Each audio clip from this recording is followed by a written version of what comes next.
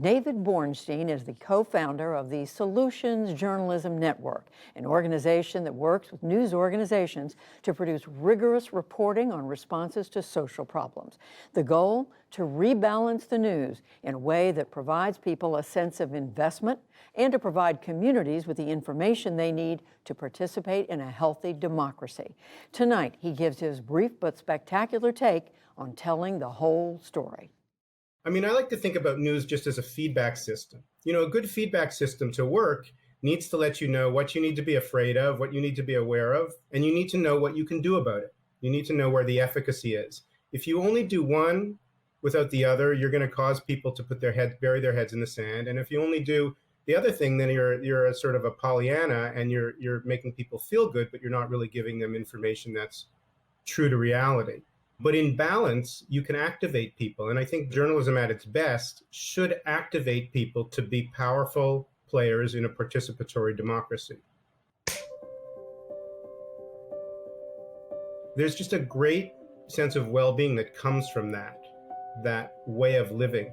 And I think that journalism or any media should help build that capacity, should help feed it. It doesn't take away from, letting us know about wars and corruption and malfeasance and what we're seeing, obviously in politics around the world with populism. But at the same time, if we make that the only focus of our attention, we will be leaving the best of human nature on the table, basically. The main way that the news harms democracy is by providing a view of the world that is largely deficit framed. I mean, we are amply informed about what's going wrong, about what's ugly, about what's corrupt.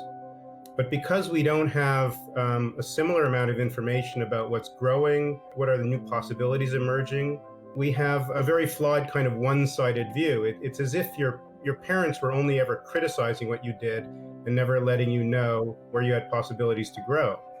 Many people who would love to participate in contributing to a better community, even a better society or world, have an impoverished sense of their power to do so. Particularly when it comes to communities that have experienced poverty historically, or communities of color in the United States especially, you have narratives that have been deficit framed for as long as we've had journalism.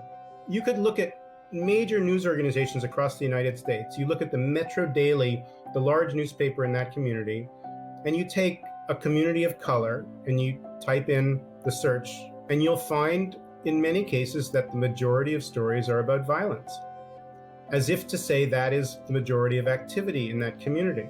Now, I'm not denying that we should cover violence. The point is, it's not the only truth. We should tell the whole story.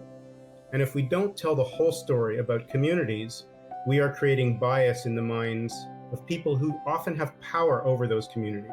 What I see, just because I'm a sort of the spider at the center of this web of solutions journalism, is my head is filled with stories of solutions all the time, which really inoculates you against, some of the bad stuff that's been coming our way in recent years. Catch the world doing the right thing and let that also spread. My name is David Bornstein, and this is my brief but spectacular take on telling the whole story. A lot to think about there, and you can watch more brief but spectacular videos online at pbs.org/newshour/brief.